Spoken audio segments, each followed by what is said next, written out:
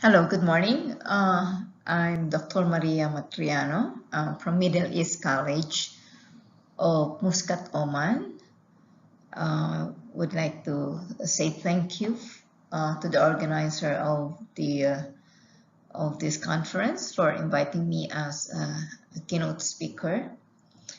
Well, I'm assistant professor from Middle East College on teaching management studies uh, for the UG students and also for MBA. Well, I've been in the industry for 20 years, so 8 years in Oman, 2 years in UAE, and the rest of those years actually in Manila. Well, the topic is on the future of teaching and learning with the differentiated teaching and learning approach focus. So what is this differentiated teaching and learning? So this is a key high impact teaching strategy used by teachers actually to provide the right amount of support to every student.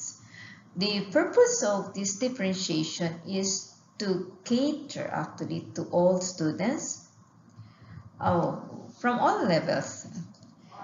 Uh, Though actually this has been seen very effective from students in the high school, secondary, and then to the college students, and even to those in the postgraduate study. Now we do this to implement range of teaching strategy to support varying uh, or variety of abilities and learning styles of our students. And we use this to lift the performance of our students, as we believe that this will improve performance and outcomes of our students who are falling behind, as well as those even ahead in class. By planning lessons that incorporate adjustment for content, process, we can effectively help our students to master a range of skills and learning objectives. Now, we have different approaches for this, what we call differentiated teaching. So in my case, actually, I have applied this problem-based case study approach. I even have this interview with expert or interactive webinars, the use of simulation tools, writing reflections, and then MOOC resources. Now for our problem-based case study approach, we call it the PBL. So this is a teaching method in which complex real-world problems are used as vehicle to promote student learning of concepts and principles. And in addition to content, so this PBL, problem-based learning, can promote the development of critical thinking skills, problem-solving abilities, communication skills, and can provide opportunities for working in groups and finding and evaluating research materials and lifelong learnings. This PBL can be incorporated into any learning situation. Okay, any subject area can be adapted, with this PBL. This could be, we can come up with a PBL on problems that motivate students to seek out deeper understanding of concept, and problems that will require students to make a reasoned decision and to defend themselves, or a problem that will incorporate the content objective in such a way as to connect it to previous courses and knowledge. Then again, we say the problem can come from a variety of sources. So it can be from newspaper, from magazines, journals, books, textbooks, from movies, televisions. Now, I said here with reflections, we've been doing this actually, so for all of our activities, not only on the PBL, but why having a reflection for our activity? Because we believe that with reflections we could achieve clarity and a better understanding of what we have shared in class. We could check the understanding of our students of what they have learned. Okay, whether they learn or not, and what they have gained, from every activity. Okay, then we have these interactive webinars. I have this, as part of my differentiated teaching. Well, in this is a combination, of the of activities that facilitates the live and pre-recorded seminars. Okay, it could be a seminar or it could be a lecture, to happen online between lecturers, teachers, and a group of students.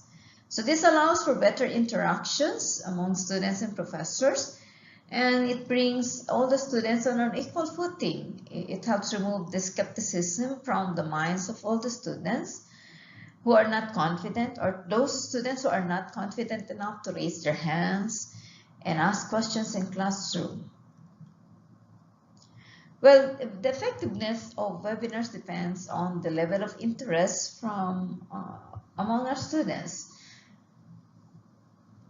Okay, but what makes it really interactive? Okay, the interactiveness of our webinar. So it should be.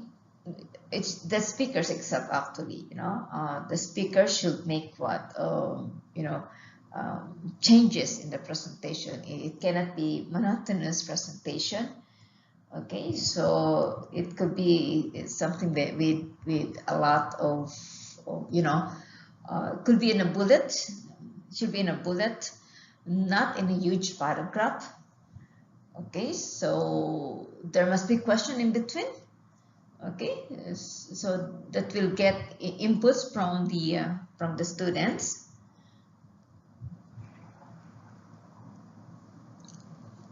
So another actually is the use of the simulation tools. The purpose of this actually is to get the students to engage with the learning materials, with peers, and then with instructors. Now, this actually we facilitate through the use of the software or games or any simulations that will simulate behavior, the cognition, effects, and the number of interactions among our students. So this is actually bringing problems, the real world scenario, through a simulation. Okay. Well, in most cases, 99% actually, this is actually using technology, or 100% with the use of technology. So this simulation, we could also say as this is an experiential instructional method that teachers create to imitate or replicate actual events. So just like, let's say, bringing a marketing simulation, or could be any functional areas in a company like a human resource as a simulation. Okay, accounting, finance as a simulations, operations as a simulations. Okay, to bring almost a real life experience to our students. Okay, and of course at the end, we will ask them to solve some particular problem or case related to simulations, where they will think critically, Also from here, we are teaching some strategies to our students, okay, to align with the principles of constructivist, teaching and learning. And we have, as I mentioned, using software to facilitate this use of the simulation tools. I have adopted the guest lecture activity to promote my differentiated teaching. So here actually programs are designed primarily in consultation with industry experts to share their valuable experiences with our students. We knew very well that guest lectures have long been known to offer the possibility of enhancing students' learning. These guest lectures help students improve their learning in a more interactive and topic-specific way. And this can be very helpful not only for the students, but also contribute to the teacher's knowledge and practices. And now in a guest lecture, the students get new perspective and opinions that are often missed in a regular class. And this guest lecture gives our students better opportunity to learn about explicit topic in a way that gets them involved in the class and actively join in a more convenient way of teaching. And one of the best ways to help students understand the subject is to hear a real-life story from the guest lecture. Okay, our guest speakers can share real-world experiences, whether personal, professional, okay, and uplifting or not so pleasant. So which will help students make connection between what they are learning and the real world. And then finally, actually, I have made use of a lot of MEC resources to showcase the differentiated learning. Because I believe that with this MOOC will add, will be an added learning to our students, or enhance actually learning for students. Okay, because from the MOOC that we have right now, so with variety of subjects from different MOOCs, so our students would learn a lot. And it could be learning from different university, you know, not only from what we offer from our college or university, but they would learn also from other university through the MOOC. As most of our MOOCs actually are being offered by big-time university like the Harvard Business School, University of Michigan, yeah, and so in a way our students will credentials will be enhanced through the certificates they will collect from the MOOC.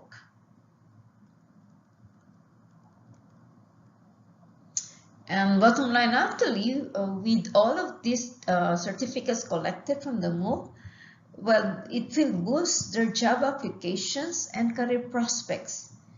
Yeah. So, in conclusion, so what this differentiated learning would offer to our students. Okay, so let's take this one by one. So we have these simulation tools where we can bring in several games which is connected to a real life scenario, okay, to business environment. So with this, so our students will learn, you know, different things happening in the real world, as I said earlier, through simulations. So students will learn the marketing, you know, what really marketing is, what really investment is, okay, what really is the human resource environment is through the simulation, okay. Then also a guest lecture, which I said earlier. So this promotes reciprocal benefits, of course, because it's not only that the students would learn from the guest speaker, getting the real life experiences, but also our professors, so they could gain new updates from the industry, which they can bring into their class. Now, the use of the MOOC provides opportunity to learners to collect essential skills, different skills, because MOOC offers variety of courses that, you know, for different aspects, different levels, different learning. So it could be on communications, where students will develop their communication skills. It could be in writing, where students can develop writing skills. So it could be in an entrepreneurship, where students could develop the entrepreneurial skills, and a lot more. Then MOOC also, through this problem-based case study approach, the students can apply the knowledge, can develop their problem skills, their analytical skills. Because at the end of this problem-based, they have to critically think of a solutions, to solve the particular problem stated in this problem-based case study C. And lastly, of course, the differentiated teaching through an interview with an expert, and through reflections, will help our students to improve further. Reflections per se will improve further on their critical thinking, evaluating what they have learned, okay, and the applications of their learning. Okay, so this close my discussions, and I hope I have shared some few thoughts about these practices, which I believe could be part of the future practices, or maybe in the next 5 to 10 years or so. Okay. Especially actually those supported by technology like the MOOC. MOOC will expand more, because of the technological aspects. Okay. All right. Thank you so much, and have a blessed day.